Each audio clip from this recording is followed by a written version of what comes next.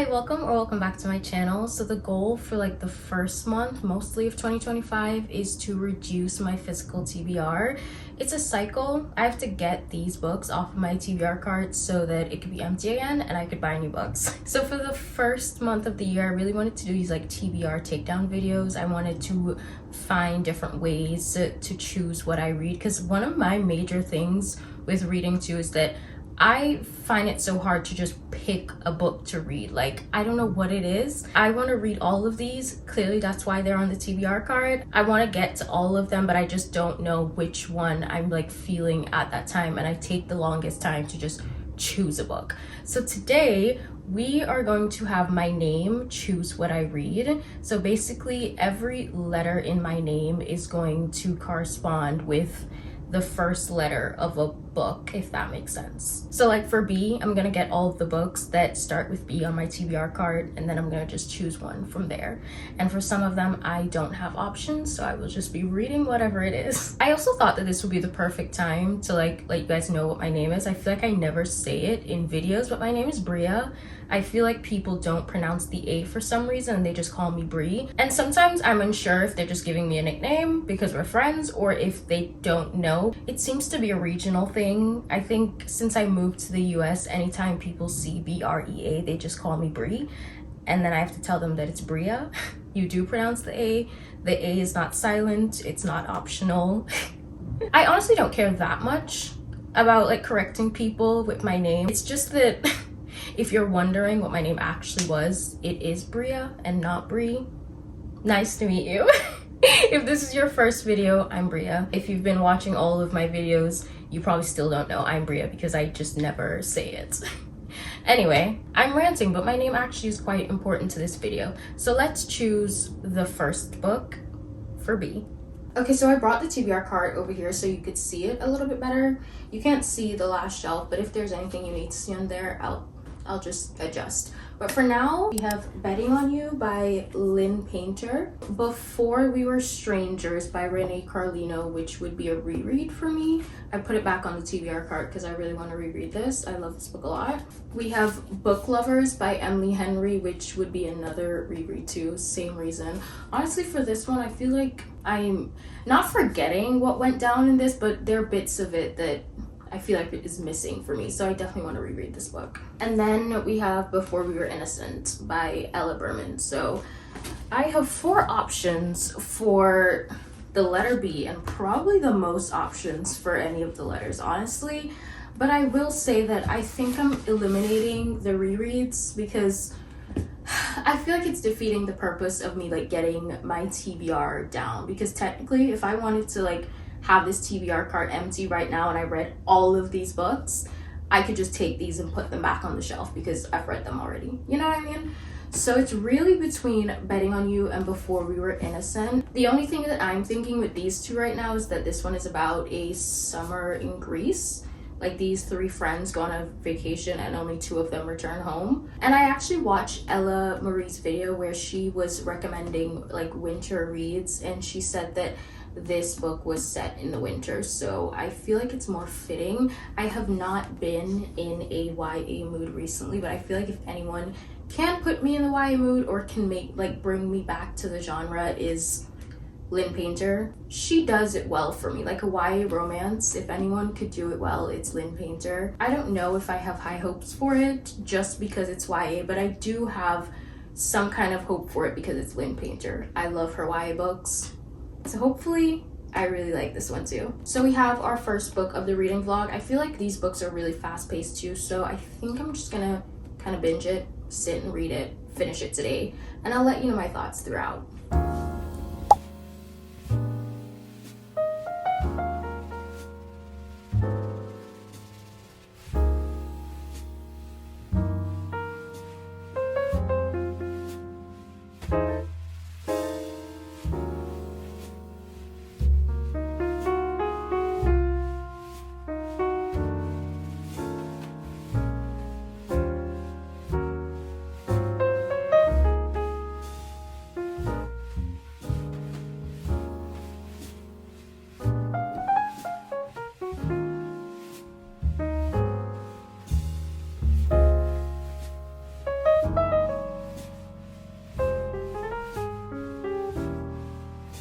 So this book is about Bailey and Charlie who meet once at the airport. They spend time for that one flight together and they end up not liking each other at all. But what happens is that they realize they're co-workers. They're working at the same place when they get back home. And so it's kind of like an enemies to lovers thing, but also they're gonna be fake dating because I don't even care to get into it, but they're gonna be fake dating too. It's feeling very young and it's feeling like all the reasons why I've been staying away from YA recently. There was also a Taylor Swift reference on page 5. Let that woman rest. I need authors to give it up.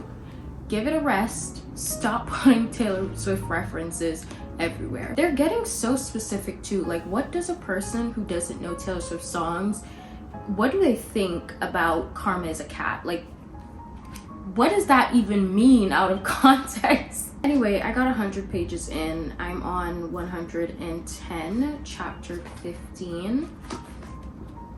It's fine. It's fast paced. And that is always something that I like about books, but I'm not exactly loving it. I'm not hating it, but I'm not really loving it either, you know? I'm gonna take a break from it and maybe go eat something, get a snack, eat lunch, something of the sort, and then I'm gonna continue reading it and I will let you know my thoughts because it's going by really fast. So I'll definitely finish it today.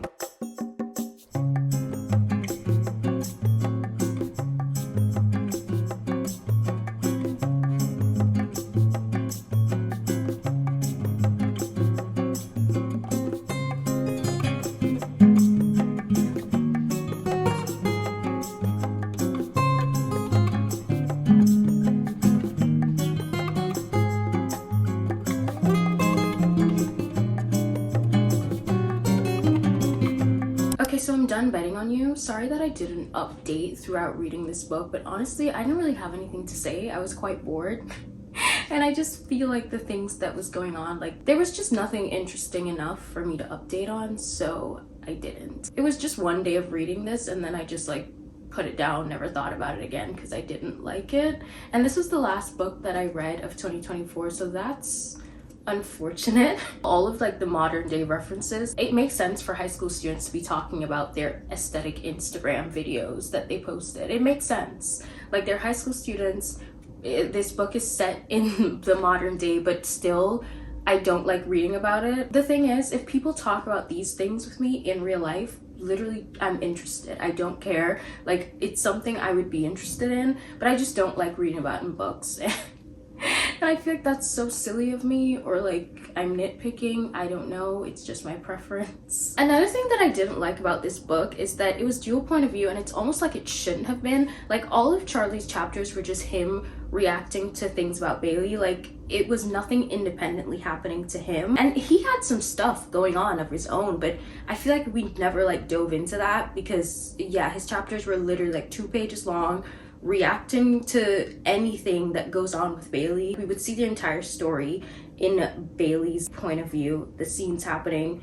We get like 1 page of Charlie reacting and then back to Bailey. And I just feel like Lynn Painter was throwing in the male point of view because everyone so wanted it for better than the movies. I almost feel like Charlie's chapters were too forced and it kind of added absolutely nothing. I just need to take a step back from YA books for a moment, because if Lynn Painter isn't getting me back into it, then I feel like no one can. I used to love her YA books so much. Everything that goes on, I just can't. It's not that I need to relate to it, but I don't know. I'm not entertained by it anymore. I found it boring. I found a lot of it cringy.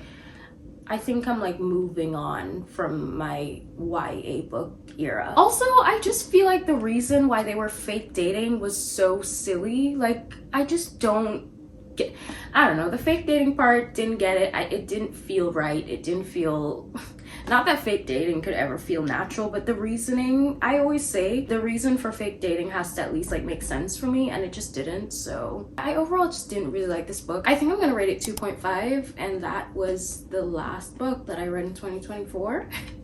Anyway, let's go pick out the first book that I'm gonna read in 2025. I'm so excited. So the next letter that we have to choose for is R, and I feel like I don't have many options for this. I know I have Real for sure. I'm pretty excited to read this, so...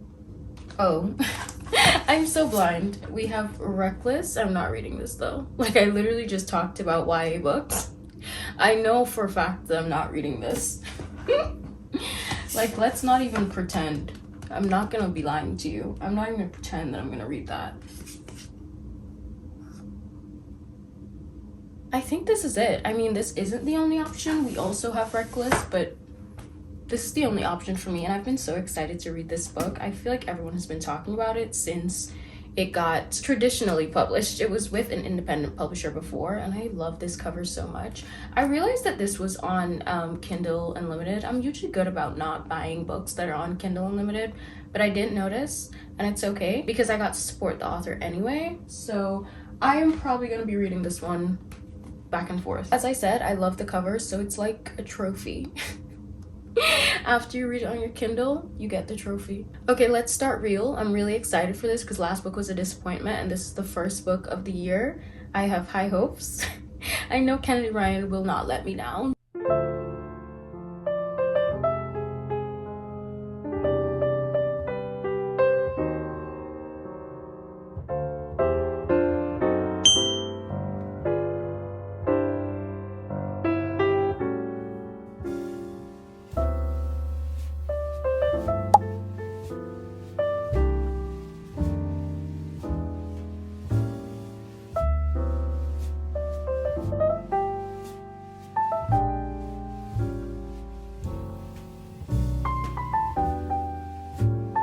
Still in the prologue, and I just remembered how much Kennedy Ryan isn't afraid to just go for it when it comes to a book and a plot, and how she throws these like crazy things in there that's like you just never, well, I never see it coming. That is definitely one crazy way to start a story, so I'll continue reading. I'm only on page 40, but this quote that says, "A face so expressive, it's like a blank canvas. She paints every emotion across in vivid color, in broad strokes.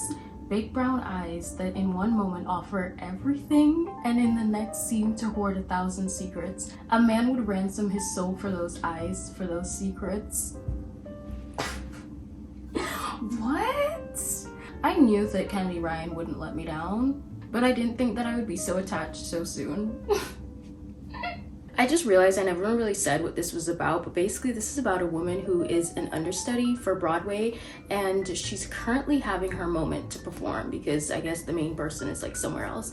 Anyway, so she's finally performing, and a really famous director, Cannon, who is the male main character, he's in the crowd at these shows. He's like, "This is who I need for my next movie." Like, he's been looking for a lead for his movie, and like as soon as he saw her perform, he knew that she was the one. And so they're gonna end up working together on set for this movie. And basically the way how this starts out, the female main character, her name is Neva, she has a lot going on with like her family, and it's why she doesn't live at home anymore. She went off to college. She was doing all of her film stuff and ended up on Broadway. And let's just say the family drama, I'm guessing it's gonna contribute to a lot in the story later on. Basically, what I could tell so far, it's going to be like a forbidden romance because they are determined to not fall in love with each other. They're determined to not be attracted to each other because he doesn't want to be with this actress and she doesn't want to get with her director and have people thinking like that's the only reason she got the job. So yeah, forbidden romance, that's what's going on so far. I'll keep you updated. I feel like I just realized I didn't say what it was about because there's this line that I wanted to talk about and I feel like it wouldn't make sense without me saying what it's about. She was asking why me, like why he chose her, and she goes, "I'm a standby," and he goes, "No, you're a star who's standing by waiting for me to come find you." I'm being silly, but isn't that so cute?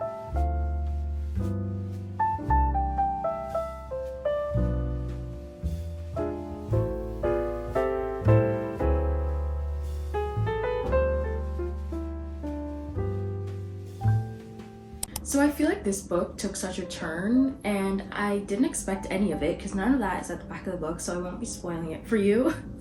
The main character is just going through so much right now, and Cannon, the male main character, he has been just so amazing through all of it. The way that he helps her is just so precious, and I've really been enjoying like reading their story and just reading how passionate he is about the films that he makes and how serious they're both like taking the job, but then they also just have so much going on in their personal lives. I feel like Kennedy Ryan as an author just always has something important to say, and just all of her books, I expect to go into it, get a romance. Like the back of this book talks about how it's a forbidden attraction, scandal, and circumstances beyond Neva's control, but like that soon put her dream in jeopardy. And all of that is true. None of it is misleading, but you never expect how hard it's gonna hit you. I never do anyway, but Kennedy Ryan just does it for me every time. The whole movie is meant to tell the story of a famous Black woman from the past, and her name is Desi Blue, so she has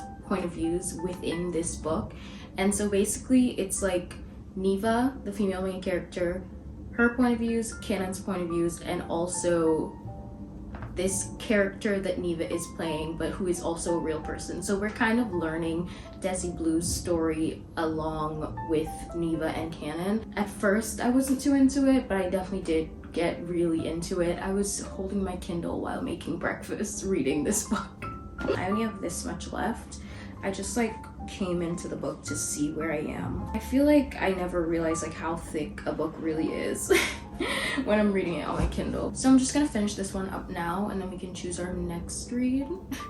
This is the perfect first book of the year. This is definitely gonna be 4 stars or above. I don't know yet. I'm already getting that feeling.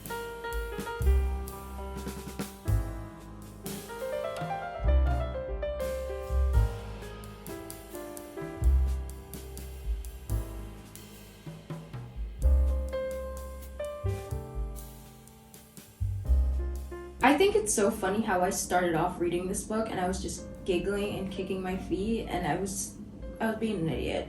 But then it gets so serious at some points, and I feel like Kennedy Ryan is like the best at having the perfect balance. Like she's gonna give me those moments where I can giggle and kick my feet, and then she's also gonna discuss serious things, and she's just one of those authors that always has something to say, and I feel like it brings me great value.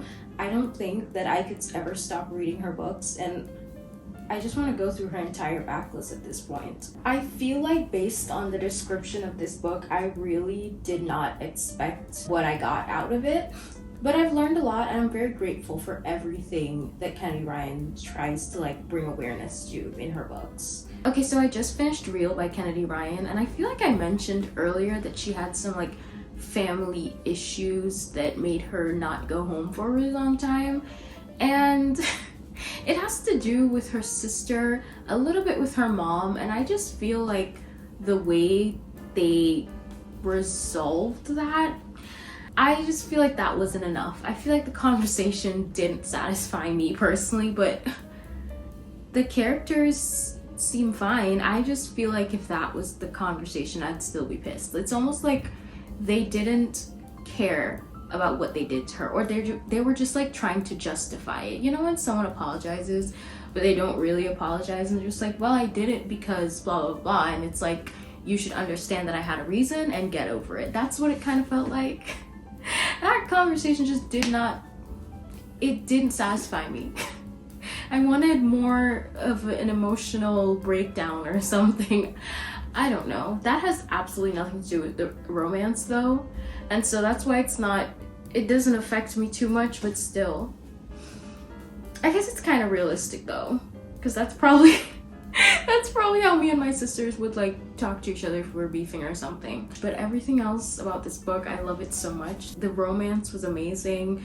I feel like I've already like talked about all the things that she went through in this book. I can't talk about it too much without spoiling it. I really don't want to. I feel like everyone should go read this book. I love Kennedy Ryan. I loved this book. I'm giving it 4.5 stars, and I really recommend it. So go read Real by Kennedy Ryan. I'm gonna go choose my next book now. It's Sunday, I'm in the mood to just read, so I've got a lot of time on my hands. I'm gonna be so real with you guys. I already know what I'm reading for the letter E because I only have one option, and honestly, the option isn't even completely accurate. The one option that I have is the X vows. You see, if you take their off, it works. It's accurate. I'm not cheating. There's there, and I'm just gonna go with E for the X vows. Listen, okay? The point of this game was to get the books off of my TBR, and there's literally nothing else that begins with an E, and going to like buy a book wouldn't make sense, would defeat the purpose. Reading on my Kindle would also defeat the purpose. Also, I really want to read this. Sorry. I was about to say I don't make the rules. I do make the rules, and I'm telling myself that I can read this. So this is our next book, The X Files by Jessica Joyce. I have been so intrigued by this author for the longest time. I remember when You With a View came out, it was everywhere, just never picked it up, never bought it. I've heard good things, but I think I've heard more about this one. Like I've heard we'll talk more about this one than You With a View. And that one just felt way more summery than this one. And it wasn't summer when I bought this. It's also not summer now. I know this is like a second chance romance, and they were best friends, and then they dated, and then they broke up. And I know that they're gonna go plan a wedding for their other best friend, and that's how they're ending up like back together. That's why they're at Napa Valley, because they're planning a wedding for their best friend or something like that. Let's get into it.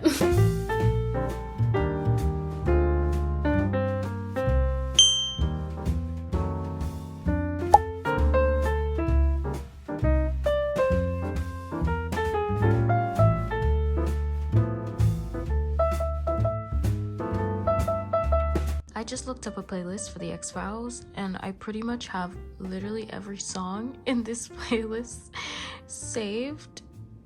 Like this playlist is about to hit, and that makes me think that this book is also about to hit. Pretty sure that Maroon, like one of my favorite songs ever, shows up in this playlist like 3 different times. Like that's kind of terrifying.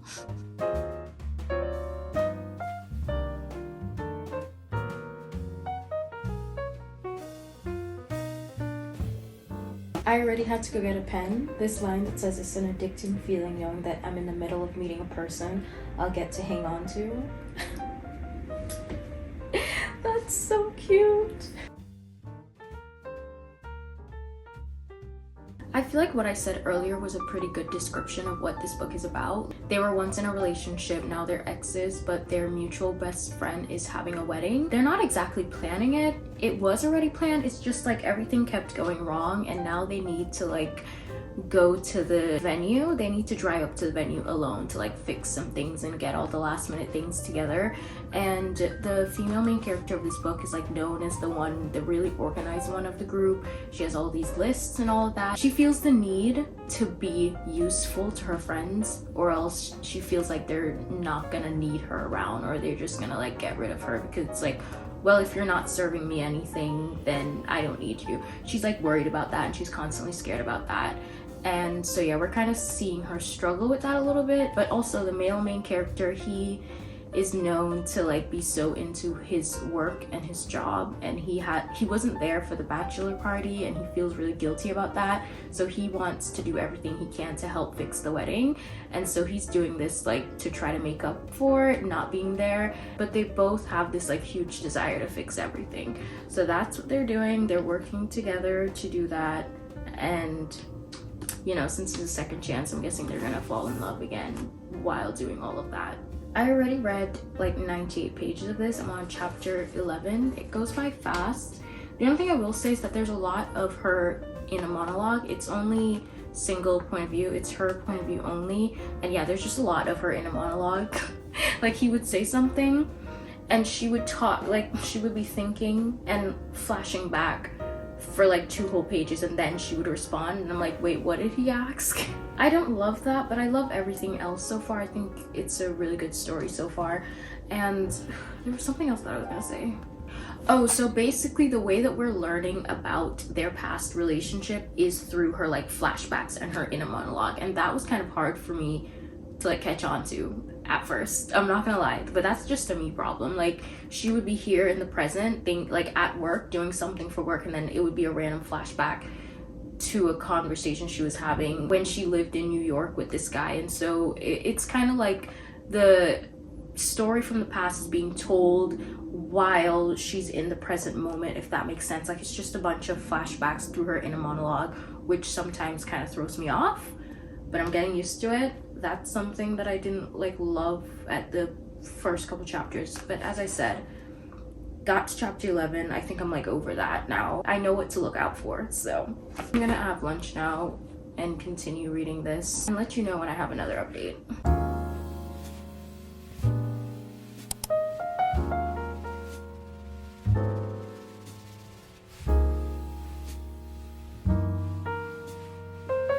I have an appointment with my optometrist and I'm running a little bit later than I would like to be, and it's literally because of this book. I finished off yesterday at a point where it was at such a pivotal point in the book. Such an important moment happened and I was like, I need to go to sleep. I gotta wake up early tomorrow.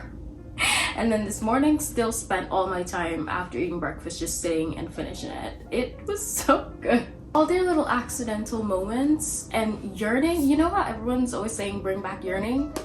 It's here. It's right here in this book. Oh my god.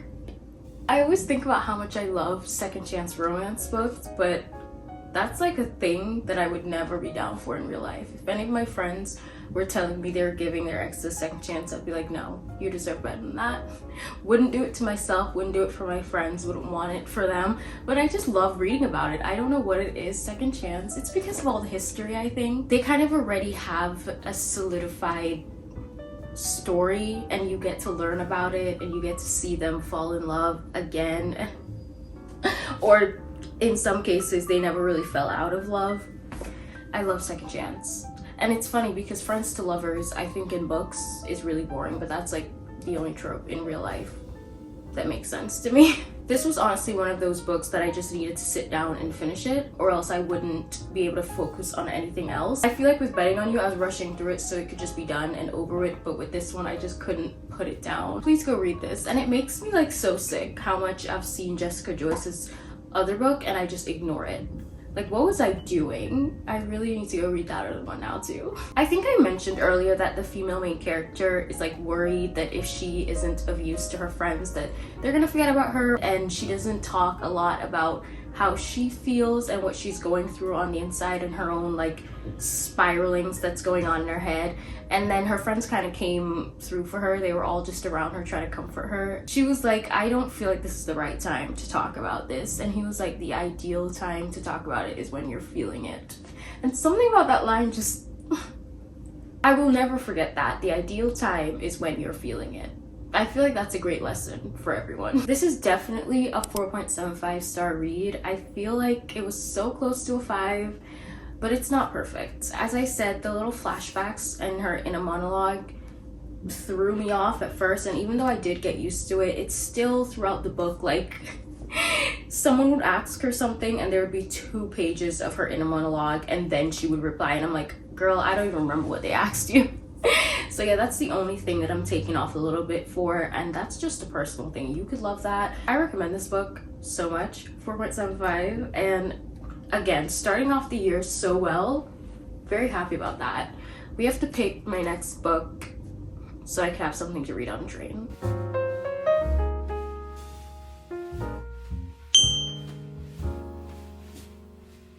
So you can't see my card, but just take my word for it. The only 2 choices I have for A are All the Women in My Brain by Betty Gilpin and A Movable Feast by Ernest Hemingway. And I think I'm gonna go with A Movable Feast. I honestly didn't even think about this too hard because I just don't want to read this. I feel like I've mentioned it before that I bought this for a book club that I was meant to go to like has it been 2 years? It was sometime in 2023 and I didn't even end up going to that book club, so I never read it and I'm just kind of not interested. This is like making me realize I'm not interested in it even when it comes down. You know, like I'd rather just read anything else. And so I think I'm gonna unhaul this. I feel like this is a part of this challenge too when it comes down to it, and I'm like faced with having to read a book if I really just don't want to. I can unhaul it. So Movable Feast is definitely our next read. I gotta go. My optometrist actually, well, the office actually just called me, and I don't know what it is. Every time I have to go to the optometrist, something just always happens. They always piss me off in some ways. Like, she calls me before the appointment and is telling me that the exam is gonna be more than what I was already quoted, and it's just like, why are you telling me this like an hour before the exam is meant to start? I can pay you the extra $35, but it's the principle of thing. We had a whole conversation. Why is it suddenly $35 more? And I'm like talking to her and I'm just like, I don't really get it. Like, what do you mean? Like, what is this extra $35 for? And then I told her I'm on my way, which I'm not. But I told her I'm on my way. We'll discuss it when I get there, because I don't get what you're saying to me. The thing is, I'm very serious about my eye health. This is like probably the part of my health that I take the most seriously. I'm always on time for my eye appointments and everything. I'm just very on top of it. And I also do glaucoma tests. I do the vision field test. I do all that. I go to a regular optometrist and I go to like the specialist for the glaucoma stuff. And I just feel like, of course I can pay you an extra $35 to ensure my health. I don't mind. I don't care. But it's just like, why did you tell me one thing and then now an hour before the appointment's another thing? Like, why are you trying to play me right now? That had absolutely nothing to do with the books, but sometimes I just need to rant, okay? Let's go.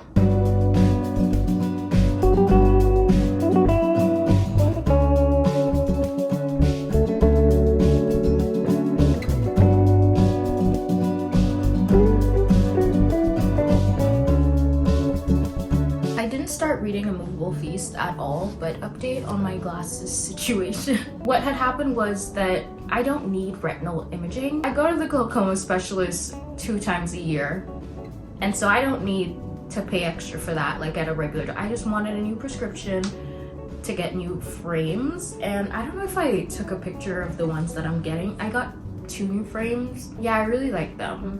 One of them is very similar to this, because I do like these. The reason why I'm like getting new ones is because they do that. They're really annoying. I think a part of them doing that though is like, they're really like bendy, and I sit on these a lot without them breaking. Obviously the downside to that is that they keep falling off my face. It's been a year since I've had these anyway. I usually go every year, so I decided to get new glasses. I'll show you guys the new frames when they come in. It probably won't be in this vlog, but in another one. They were actually really nice there, and everything like ran so smoothly. I literally don't even know what was the issue on the phone, and I kept asking like why, or like what is the extra for, and it's almost like she didn't get my question, or maybe she just assumes everyone is gonna get the retinal imaging thing.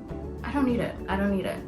Everything that you can get in a retinal imaging thingy, and everything that she would have told me from that retinal imaging thing, I get from my glaucoma specialist, so, which is also expensive, so I don't need to pay extra here. Anyway, it all worked out just fine. I started watching Schitt's Creek, and you're probably thinking this is more irrelevant information, but I swear, the reason, well, I have already seen it multiple times, and so I don't feel the need to watch it in order. I've been watching just random episodes of it, and the reason why is because the main character and her best friend in real, they had some references from Schitt's Creek, and they were talking about how much they loved it, and they did the whole "ew, David" thing. And I thought that was so funny in the book, and I was like, I forgot how much I love Schitt's Creek. So this reminded me of it, and now I'm watching random episodes of Schitt's Creek. I'm still thinking about this book, clearly. Honestly, still thinking about the X-Files too. I'm in a romance mood, but the point of this video is to get our TBR down, so I will be reading this. I meant to go to a cafe to sit and read, but one, food is at home. And I enjoyed my food at home, so I'm glad that I came home. But also, I just didn't want to spend $10 on a chai or $10 on a matcha or something. Like, I can't be doing that anymore. And so I came home, And I know this entire reading vlog has been in my room, but you know what? This is where I read the most. So sorry. I'm probably gonna start A Movable Feast tonight because I usually read the most at night before I go to bed. But the thing is, the reason why I haven't been filming too much, I usually film some of me reading at night, but I have been sleeping with my phone in the other room. It's a part of my New Year's habits, and it's honestly a great one. Like, not having my phone anywhere near me as soon as I wake up. I recommend. I mean, obviously, if you have more self-control than I do,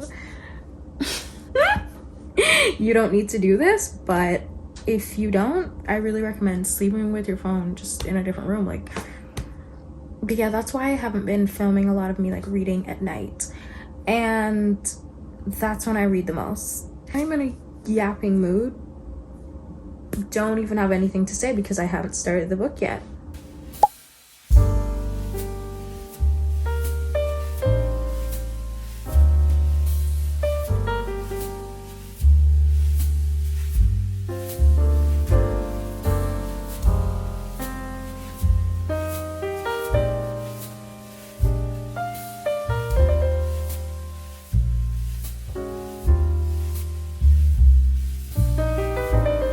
Okay, so I just finished A Movable Feast by Ernest Hemingway. This is basically just Hemingway's memoir about his time in Paris during the 1920s, and it talks a lot about all the cafes he liked to go to and all the places that he liked to go to write and his experiences at the time. Every chapter kind of felt like a little short story of just a memory, a moment that he had in his life or what was going on at the time. It's so crazy to read about his interactions with other authors, other famous writers like F. Scott Fitzgerald, and just I can't process them as just normal people walking around Paris. There are parts of this book that kind of shows Hemingway's financial struggles, but my favorite thing about this is how much he just seems so content with his life and so focused on his writing. The romanticization of life that we like to do today, that was him in Paris. I just feel the great appreciation for all the simple pleasures in life when I read this book. I really liked that part of it. There's a part in this book where he talks about all the betting he did on horses, and I feel like through my modern lens, I could see that as a gambling problem. But maybe back in the day, that was just survival. I don't know. But I feel like that also kind of goes hand in hand with showing his financial struggle. But either way, through all of that, I just saw such a great pleasure for life and the little things in life, and that's like my favorite part of this book. There's also these pictures at the end of the book, just some pages with photos of them, and I think that's so interesting. I remember when I was younger, and like him in the bookstore and stuff. I remember when I was younger, I used to love books with pictures, and I used to pick books based on which one had the most pictures, and I feel like I haven't had a book with pictures in it in a really long time. Anyway, this last line that doesn't really give anything away, I promise. It just says, but this is how Paris was in the early days when we were very poor and very happy. I feel like that's just such a great summary of the book. If someone asked me what this book is about, I would give them that last line. It's like, that's it. The early days in Paris when they were poor and very happy.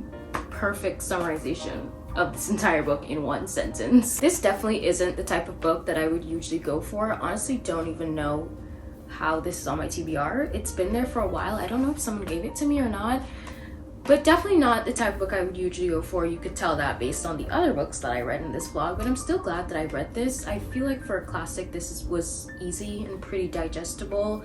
So if you're looking for a classic like that, maybe a good one to start out with, this would be a really good one. Also, I feel like if you're a writer, you would really enjoy this, and there's probably lots to learn in here. Or if you're aspiring to be a writer, I think you would enjoy this. I didn't expect to have much opinions on this book, but I honestly enjoyed it. I liked it and I thought it was really cool. So I'm giving this 4 stars. So these are the 4 books that I read. For B, I read Betting on You by Lynn Painter, and I gave this 2.5. For R, I read Real by Kennedy Ryan, and I gave this 4.5.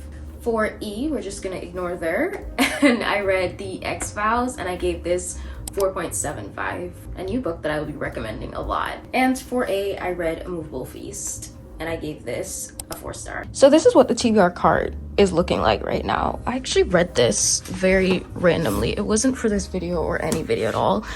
So it's looking like this. We have some, what's my Kindle? We've got a big chunk of space there. Like one book could fit there. And I feel like we did a good job of getting some space ready for me to go book shopping this year. So that's all I have for today's video. If you liked it, please give it a like and subscribe for more, and I'll see you in the next one. Bye!